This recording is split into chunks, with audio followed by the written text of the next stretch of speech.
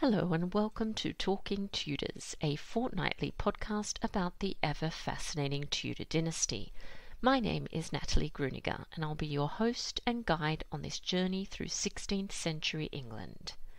Are you ready to step through the veil of time into the dazzling and dangerous world of the Tudor court? Without further ado, it's time to talk Tudors.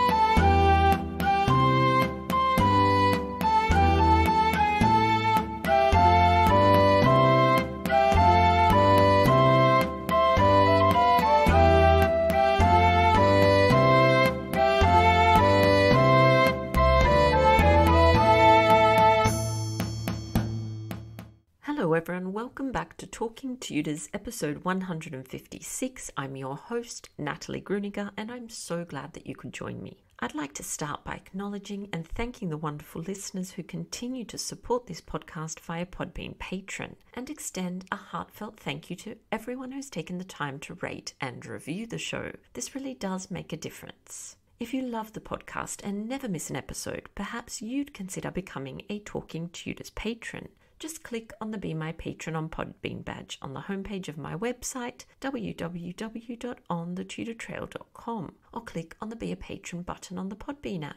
Join the Talking Tudors patron family, and in addition to receiving lots of Tudor-themed goodies, you'll be automatically entered into our patron-only monthly giveaways. May's prize is an amazing Anne Boleyn gift bundle. Head over to my Instagram account to see what's included. And a big thank you to Dr. Owen Emerson, Sandra Vasoli, Lucy Churchill, Catherine Holman, and Sarah Morris for contributing to this incredible prize.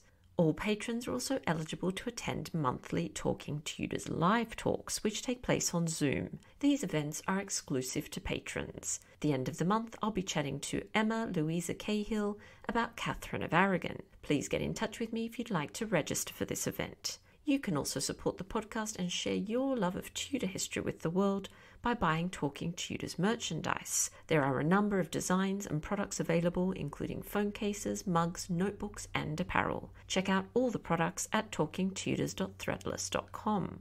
I'd love to see pics of you wearing or using your Talking Tudors merch, so please do tag me on social media and use the hashtag #ILoveTalkingTudors.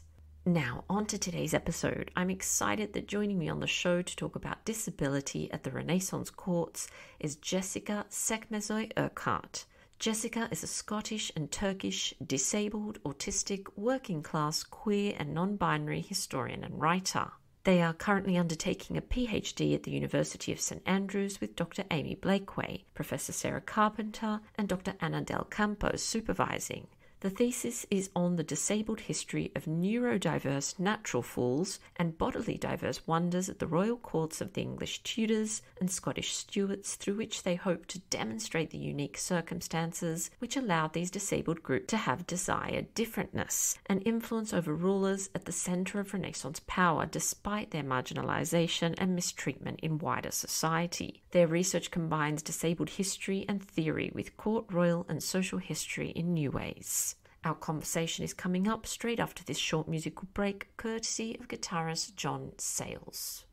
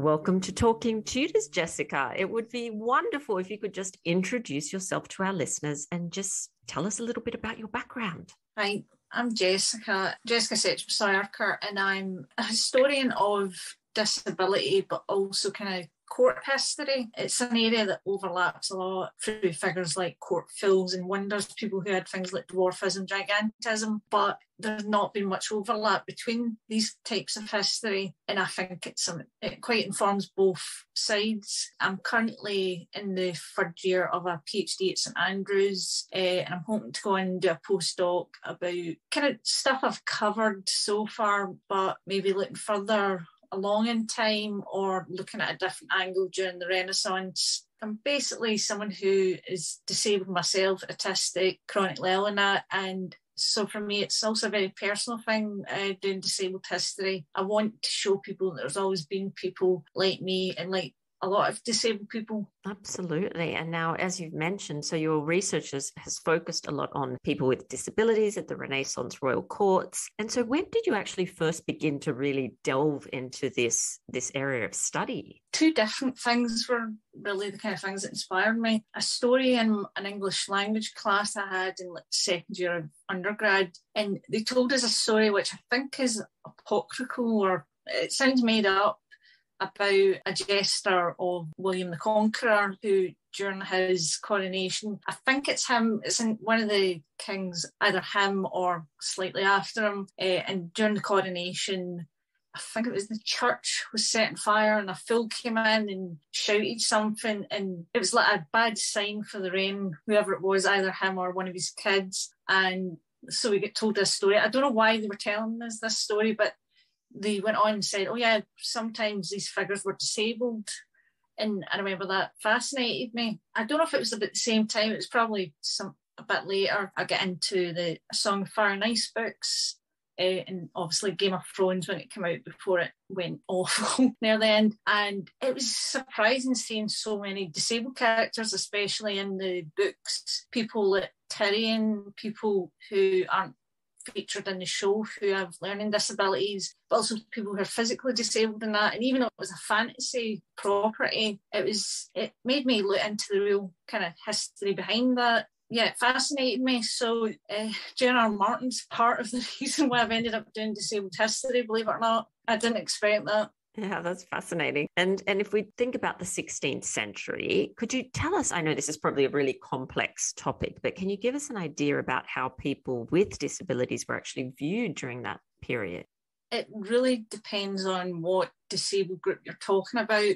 There is, with physical disabilities, things like if someone's an amputee, if they're described as, usually in that period, stuff like a cripple, then they are figures of charity. You want to help them because a lot of them might not be able to work, and obviously as a Christian, that's what figures in this period would be concerned with, like delivering charity to them. Then there's people who are physically disabled, like born disabled with kind of bodily diversity, as I call it. And on one extreme, you've got people who are born as what would be described as monsters in this period, people who have got severe kind of deformities when they're born, usually dying after they're born. And the word monster comes from to show, to warn. And that's kind of what people thought about these kind of births. If someone was born severely deformed and then died, it was a sign from God, maybe telling town that they were doing something bad, they better change their ways, or that there was something wrong with the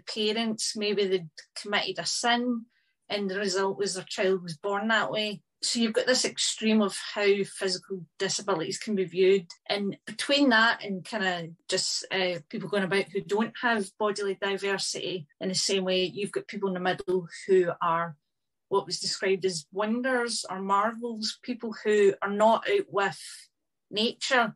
They're part of nature, but they show nature's diversity in a beautiful way. So that was figures that I call wonders, who were things like might have dwarfism, might have gigantism. So they're seen as human, just wonderful humans who look unique, and they can show the universe in a kind of microcosm or macrocosm and show God's handiwork and everything.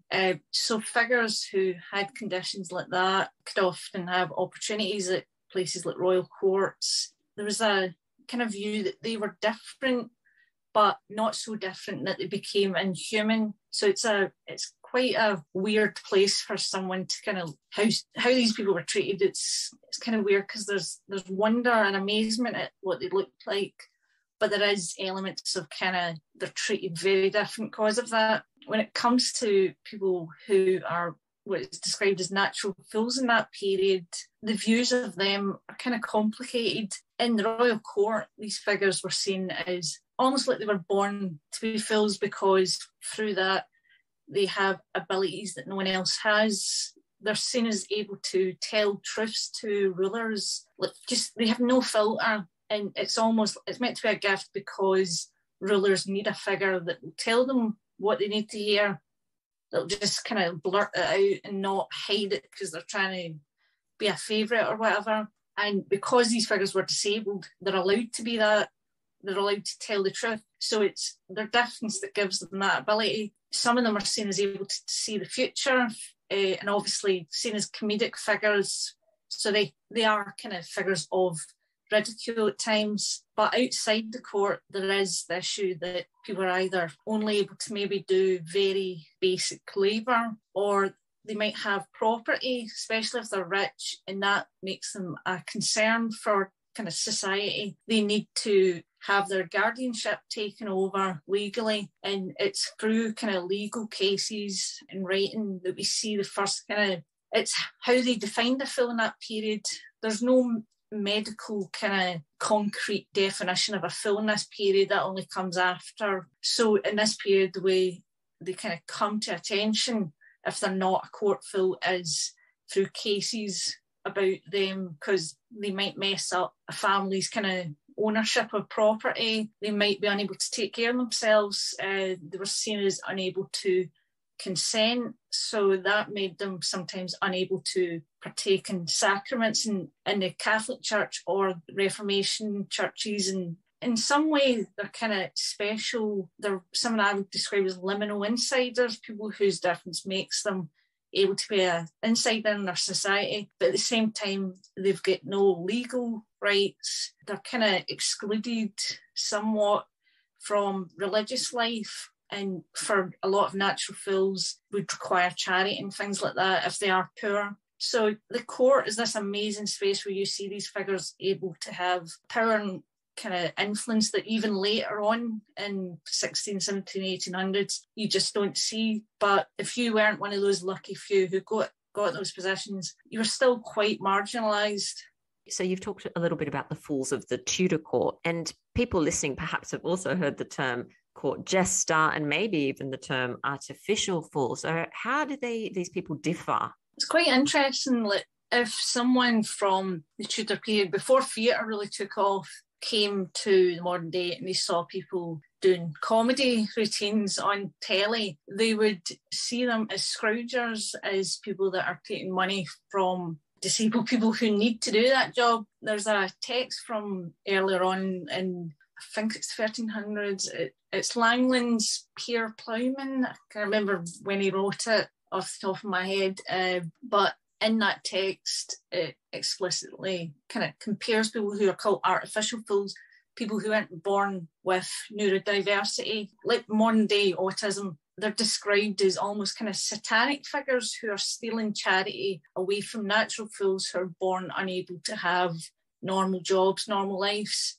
So it's almost like this position is a way to support these figures, whereas artificial fools and jesters are seen as figures who are early on in the period just kind of bad news. They're doing something they don't need to do to make easy money. That's something that begins to change in the Tudor period, especially during Elizabeth's reign, as theatre kind of popularises people who are playing clown figures, fools, and pretty much like what eventually leads to our modern idea of a comedian. So it is fascinating that this position of kind of being a comedian almost was preserved just for these figures in that time. Yeah, that is fascinating. That's not really something I've thought of too much before. So that's really interesting. Now, Hampton Court Palace, which perhaps you've visited before, is home to a painting entitled The Family of Henry VIII by an unknown artist. And it was made in 1545 and shows Henry VIII with his long dead wife, Jane Seymour, their son, Prince Edward, and his daughters, Mary and Elizabeth, as in the king's daughters, that is. In the wings, there are two other people who've been identified as Will Somers and Jane the Fool. Could you tell us a little bit about these individuals? They're both fascinating people. Will Somers, for instance, he's actually, we have more accurate reproductions of what he looked like than we do Anne Boleyn. He's in that portrait. He's in the King's Private Psalter, which depicts the king as King David, and the fool that's mentioned in Psalm 52, I think it is. The fool that's depicted as Will. He seems to have had possibly a hunchback or just bad posture, and in stories by Robert Armand, he seems to have had also narcolepsy, it seems. They wouldn't have called it that, but yeah, he fell asleep a lot and stuff. And he arrives at the court after the king's previous Phil Sexton falls from favour.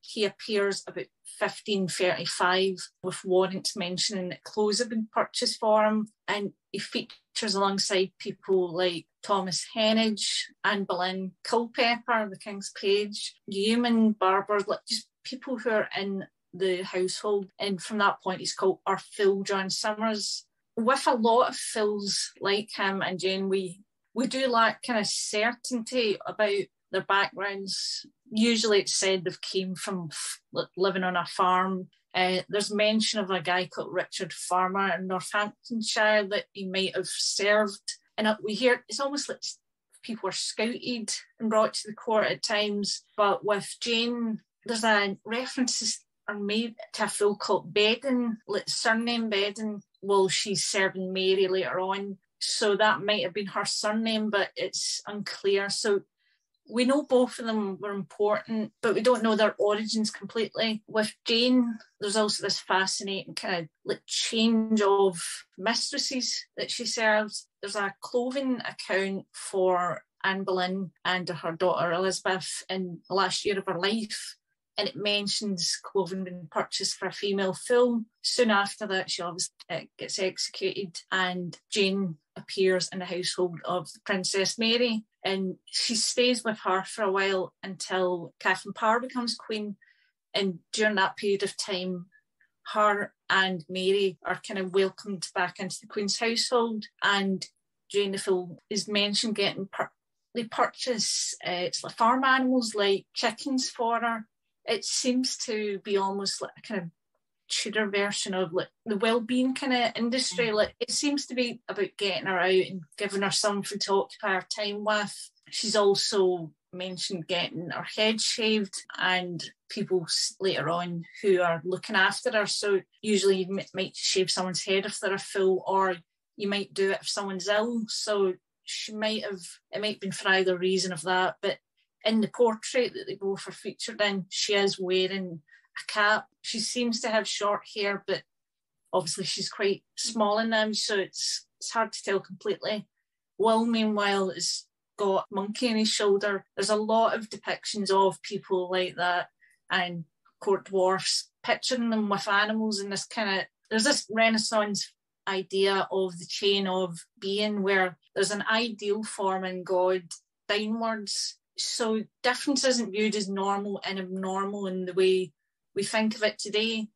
It's kind of, there's an ideal going downwards to the non-ideal. And so they're kind of comparing Will to the eight for a joke, but also connecting him back to the king and his family. This is the world that Henry rules over, and everyone has a place in it. And both of them served the Tudor dynasty up until Elizabeth. They're both at Henry's funeral, and when he dies, they enter Edward's household, and Will seems to have more of an active kind of role in performances. He's mentioned in a Yule performance, for instance, and it's only then that keepers are mentioned for him. that's kind of the reason a lot of people have struggled to figure him out, because people think that the fact he was witty means he couldn't have been disabled. So he's often called a jester, when to me, he's just someone that, I wouldn't call him high functioning autistic, but I'd say he was neurodiverse. I think he was someone that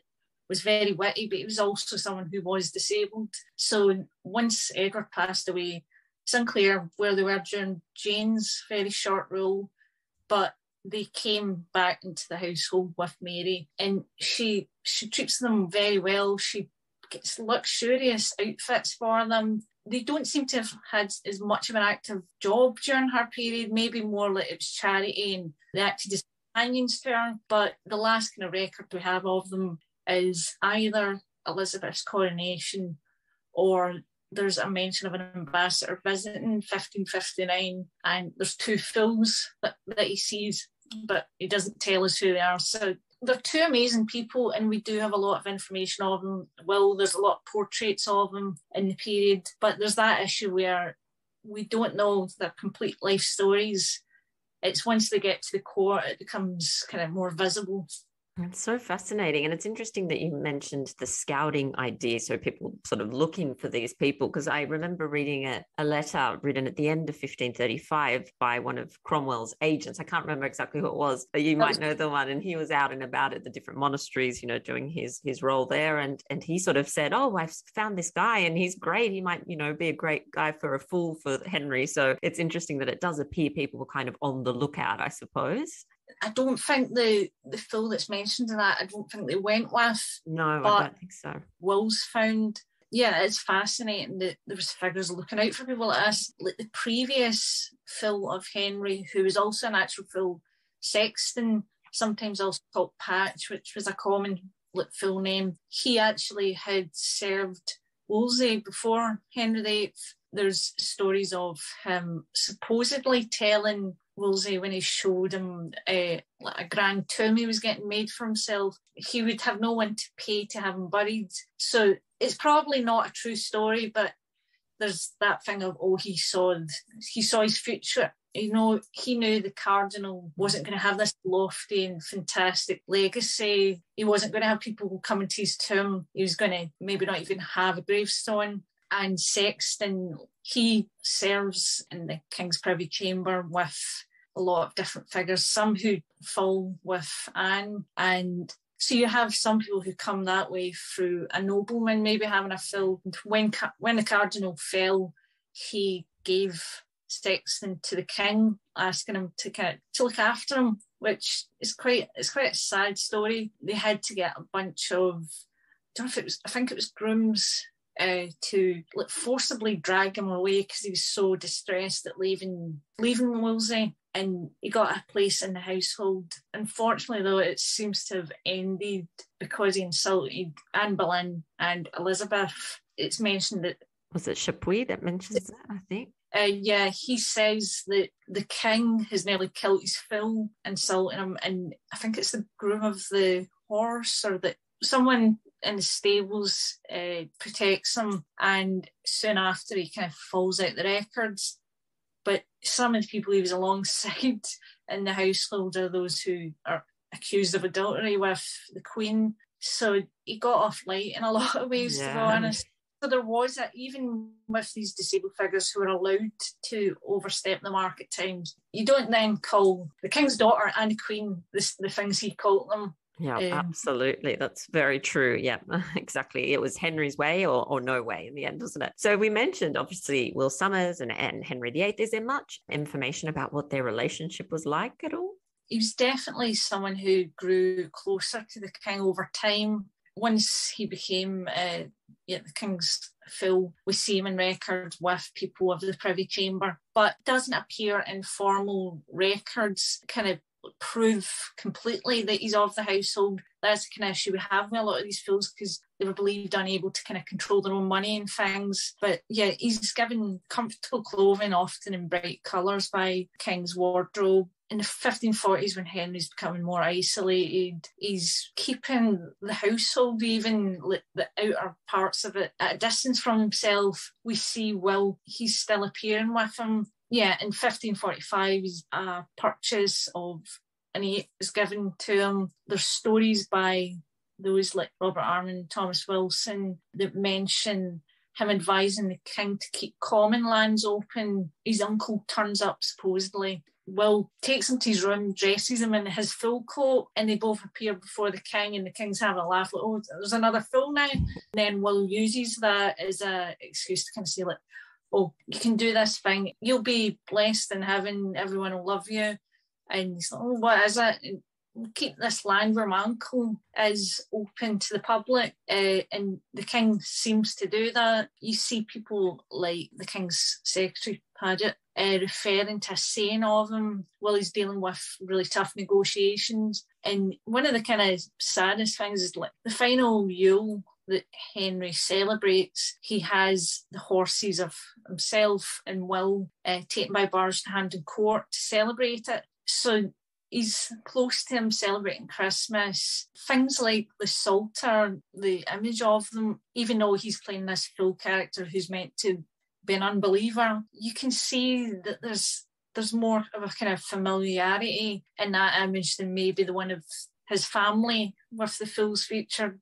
Even in Mary's reign, after Henry passes, he's been referred to. Like, there's someone talking about the marriage to Philip. An ambassador mentions that, like Summers says, they should leave it to people who understand pedigrees better. So he's this figure that becomes very close to Henry. He's going with Henry on hunts a lot, private kind of journeys that he does a lot in the 1540s when he's quite alone. And he tells Henry at one point that the reason he's short of money is he has so many frauditors, so many conveners, and so many deceivers around them. So he's this figure that Henry seems to be able to rely on.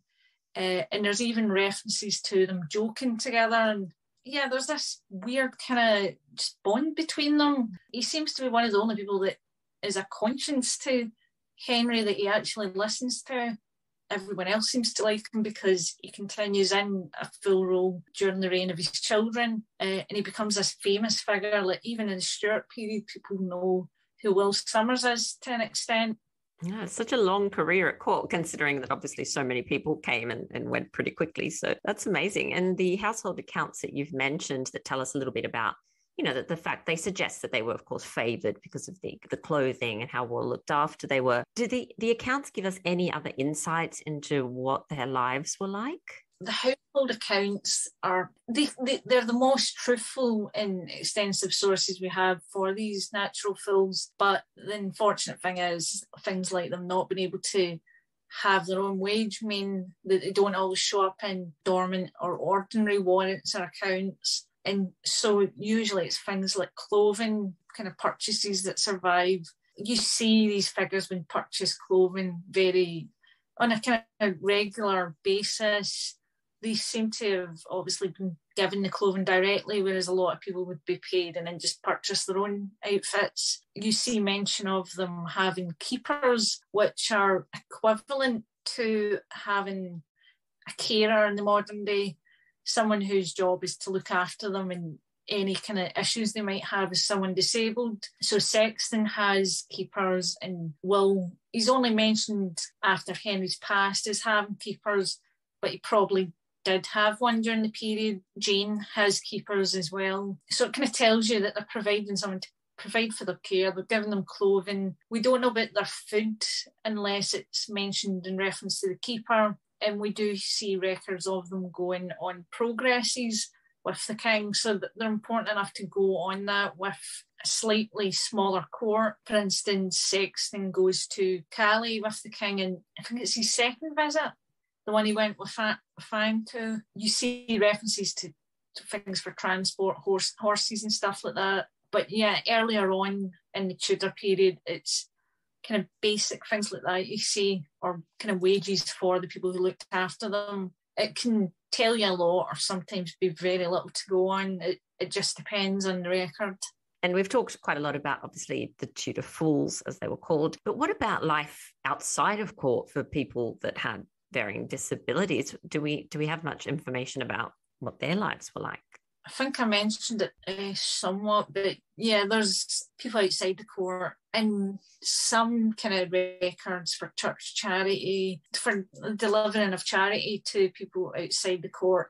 You will sometimes see references to the person being a fool or being things like that, or an innocent. There isn't as many as you'd hope there would be to be able to look into. You see mentions in Kirk sessions in Scotland, for instance, of people being disciplined.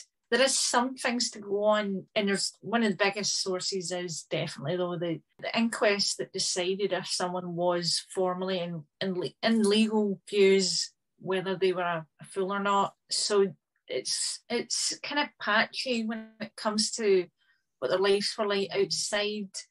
But we have a kind of sense of the ideas people had about them, like whether they could take part in religious life, whether they could work.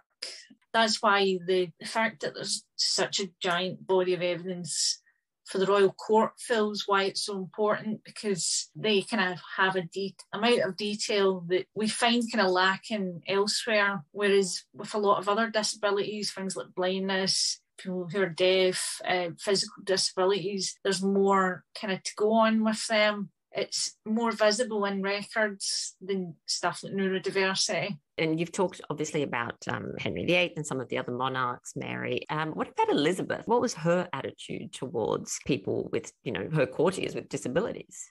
Elizabeth's attitude towards disabled courtiers, and it was complex, and it's quite different to what you see with Henry, with this position usually held by a male fool of delivering comedy, telling truths, maybe having a kind of companion role. During her rule, there's a lot of changes. We see her increasingly having artificial fools over natural fools in her court.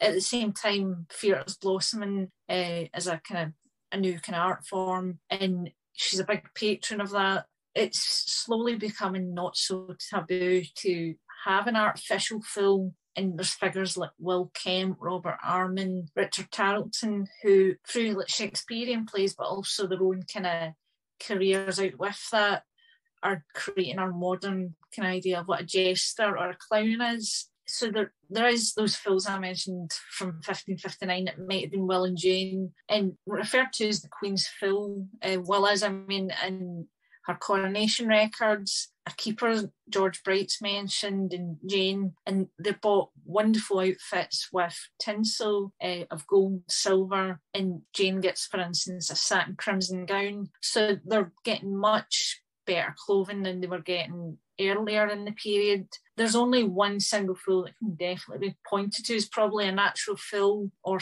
someone who at least had mental illness, a man called Monaco in the 1560s to 70s, who had the delusion he was a king or an emperor, and he was allowed to kind of act like that because it was humorous. She's important though, because she's the first English ruler to make keeping wonders at the court a consistent kind of tradition. There was a Flemish giantess mentioned in Elizabeth of York's household, but she seemed to have had a temporary position. And this first wonder that appears in Elizabeth's court is Thomasina de Paris. She's first mentioned in one of the Queen's day books for the wardrobe, which were just this account that was kept of clothing that was coming and going out the wardrobe each day. In 1577, people with dwarfism were often seen as figures of fun, mockery in these positions like natural fools. But with Thomasina, she doesn't seem to have had that kind of position as a dwarf. There's people like Jeanette Ravencroft or Pamela Allen Brown that kind of talk about how female dwarfs and fools to an extent as well had a different kind of position of being a friend, almost like a doll that you could dress up, somewhat like a pet, but also in Thomasina's case, she's also treated as a mirror to the Queen, like a reflection that people can look at and be like, wow, they look so similar yet so different. And also she becomes, or was at least maybe before she came to England, seems to have been a gentlewoman or someone who was educated in France at least. Elizabeth, there's a portrait at Hampton Court of a giant porter. And yeah, royal pageants had increasingly been showing giants to be these figures who, with the previous rulers of Britain before humans came. And so they're increasingly used by royals as a kind of a symbol of passing the baton on to them and kind of saying that they are worthy of ruling.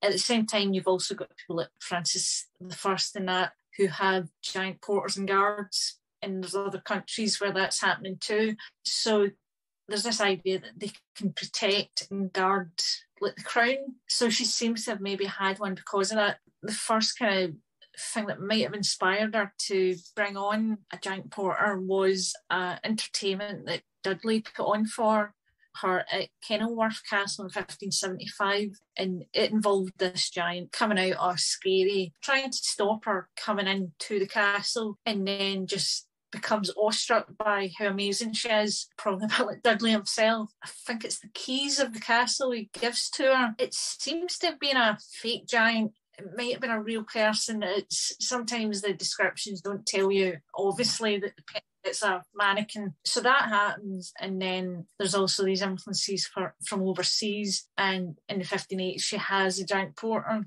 So it's possible that that was an influence on her deciding that. Yeah, Thomasina is this amazing figure, I think, because she's someone who will be in somewhat like people like Monaco in the Queen's household. She's also definitely treated like a gentlewoman of the Privy Chamber, and she's in accounts that kind of prove someone's status as that. She's given a woman servant, not a keeper, and this woman's given 6 shillings 7 pence as a gift at New Year in 1582. These are payments or provisions of food for people of the household. Don't survive as much for Elizabeth and Mary, so we can't tell if she had a right to them or not. Although in Scotland, Mary's female fool or Jardinay at the same time has a right to it. She also got clothing, which, unlike the slops, which are kind of baggy pants of the period, Thomasina's getting amazing outfits very often up to the Queen's death. There's day books and warrants for just 1579 alone, where she's getting holland cloth, like a common kind of material of the period. I think that would be used for stays or for bedding or things like that, or just napkins, petticoats, gilt rings, Spanish gloves, a violet gown for her visiting sister, and gowns of white and orange damask with hanging satin sleeves. Other outfits she gets are like black tuft taffeta gowns, ones of gold striped satin and murrey. And there's a really interesting purchase in 1581. She gets sewing needles and shears for embroidering, a looking glass and a penner and inkhorn, which show her to be someone who knew to do embroidery, which a lot of the women in the household, that was a common pursuit they had. It was a kind of sign of being a gentlewoman. The looking glass might have been for her, or it might have been to interact with the Queen, to show, help the Queen get ready. It's unclear. Penner and inkhorn's amazing because it shows she was definitely literate. She met women either in England or back in France where she came from.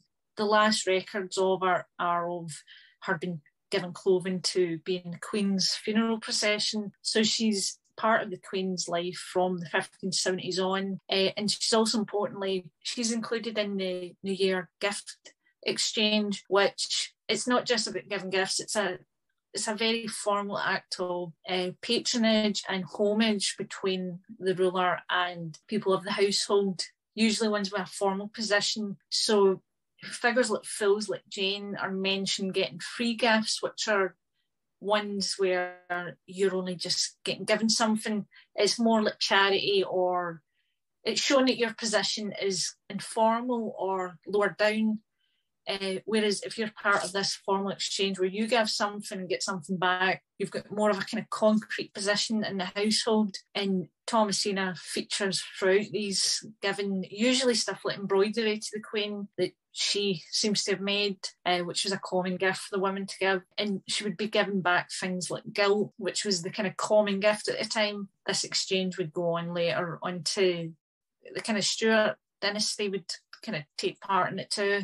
We have kind of some possible references to what might have happened to her once the Queen passed. Thomas Heywood's Three Wonders of the Age, which taught a couple of different people of wondrous status, mentions her in a list of famous dwarfs.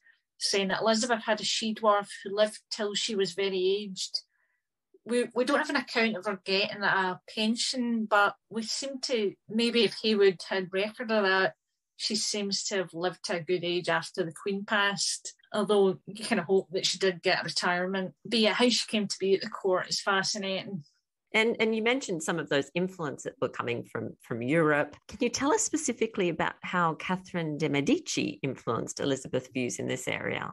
There's been a lot writing about the kind of exchange between women at the royal courts, between noblewomen and that. Yeah, there's a book collection that came out a few years ago by Nadine Ackerman and Bridget Hoban, I think it is.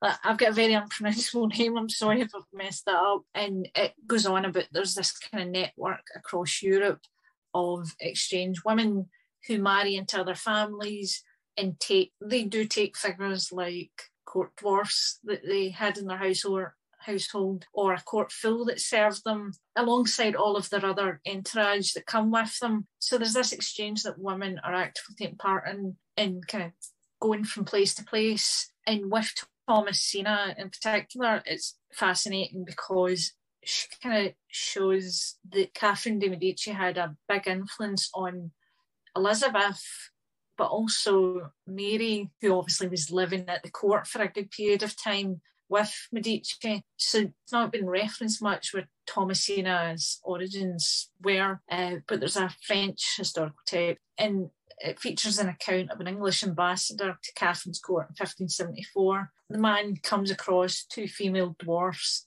dressed up as Elizabeth, he thinks, in Catherine's chamber, possibly one of the outer chambers, because I don't think he'd be at the most private bit. Yeah. Then met a fool who'd been done up as Henry VIII, Queen's father, and he's like devastated by this. He's like shocked and appalled, and goes back to the Queen saying that this is horrible. Look, they're making fun of you, making fun of your father. And Liz kind of being quite kind of prudent and like she knows how to work situations. She looks at it as an opportunity and contacts the Queen and pretty much said, like, as an apology, why don't you give me one of the dwarfs as a present? So that happens, and then a few years later, Thomasina's in her household, and she's only referred to as Thomasina de Paris. Mm-hmm. So what I think happened, what I'm arguing is that's directly connected. That, was one of them. And there is a sister who visits Thomasina at one point, so that might have been her sister that was taking part in that. So there's that idea, even before she's with Elizabeth, of her mirroring the Queen. Medici kind of comes to France, bringing the earlier tradition of keeping fools and especially dwarfs to France.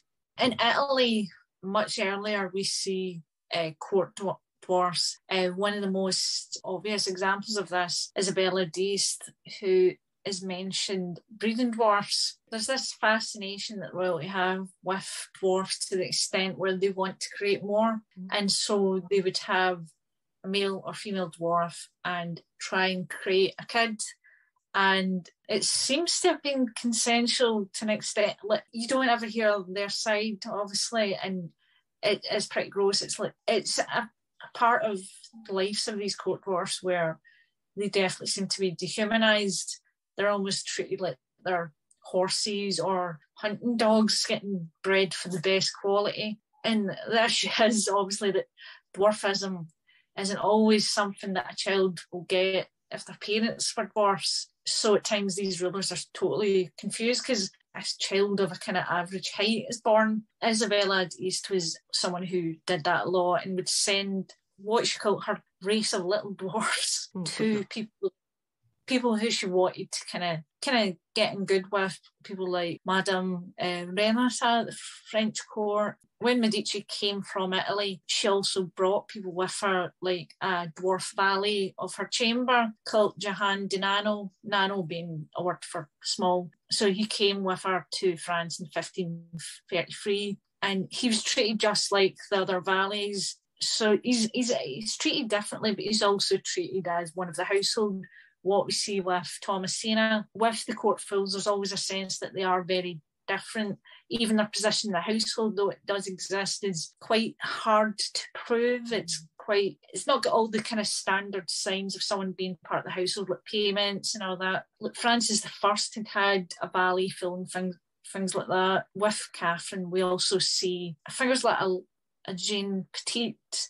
So there's a female dwarf she has, and later on she has a troupe of dwarfs who include figures like Catherine Le Jardinier. There's a court full of Mary Stuart Le Jardinier, who might be a reference to that, either Mary just referencing it or because the people were related, it's unclear. There's also different people with dwarfism, with names like the Moor, the Turk, the Dwarf Marvel, August Romanesque. So I think maybe he was done up in Roman kind of outfits, and he carried a sword and dagger. There was a Polish dwarf and a dwarf monk. So these figures seem to have more of a kind of role that's just about being wonderful, about being court dwarfs. So you see some people with in Medici's court that have this kind of double role where they are just normal household figures, but also wonders. And these figures who are defined solely by being kind of different. So one of Catherine's dwarfs, Thomasina, seemed to be given as a gift to Elizabeth. And Catherine was also a patron to people like Petrus Gonzalez, who was a hirsute man. His family and him were portrayed in images a lot, and he received a military and literary education at the French court. He had quite a sad life, though. And when she died, she didn't leave anything to him and his family, but she did to her dwarfs. So there's a lot of traditions that she brings from Italy to France, and then the French court inspires people like Mary de Guise, then Mary Stuart and Elizabeth. With Mary I, Mary Tudor, she seems to more kind of follow her brother and her dad's tradition of keeping fools. But yeah, there's this kind of different way of having these disabled figures at the court that seems to be quite feminine, not as solely defined by a comedic role based on ridicule, but kind of closer companionship with their ruler. It kind of shows how connected all these women were, even when they were fighting one another. Or that's so fascinating. Obviously, it's wonderful the work you're doing. Thank you for, bringing a voice to these people with disabilities at the royal courts. It is aspects of it are quite disturbing as well, but I think it's important for us to obviously discuss this. So thank you very much. There is one last thing that I do ask my guests, and that is for a Tudor takeaway. So this is something just for our listeners to go off and explore after the episode. Sometimes people have a website that they suggest, or a book to read, or a film to watch. Do you have a Tudor takeaway for us? I would recommend people, obviously there's a lot of good period dramas. Most of them don't feature the fools or wonders in the capacity that they were in actual life. There is good books I would recommend. That collection I mentioned about noblewomen in the household, book by Philippa Vincent Connolly. Tudors, All the King's Fools, which just came out, which is very interesting and looks at it from a kind of disabled point of view. I'd recommend just looking into disabled history in general, because it is fascinating and it often shows that progress is not linear. It wasn't awful for people and then things get steadily better. Different kind of periods, different societies had different places or lacked places for figures like this. But it's just such a fascinating way to look at history, and it shows that disabled people, we've always been here, we've always had important roles, and we might sometimes lack a voice in these records, but there's proof that we existed and mattered. Oh, what an excellent way to end, I think, the episode. Thank you again for joining us on Talking Tudors. Well, that brings us to the end of this episode of Talking Tudors. Thank you so much for joining us. I absolutely love to hear from listeners, so if you have any comments or suggestions, or just want to say hi, please get in touch with me via my website, www.onthetudortrail.com, where you'll also find show notes for today's episode. If you've enjoyed the show, please share the podcast with friends and family, and don't forget to subscribe, rate, and review. I also invite you to join our Talking Tudors podcast group on Facebook, where you can interact with other Tudor history lovers and hear all all the behind-the-scenes news. You'll also find me on Twitter. My handle is On the Tudor Trail, and on Instagram as The Most Happy 78. It's time now for us to re-enter the modern world. As always, I look forward to talking Tudors with you again very soon.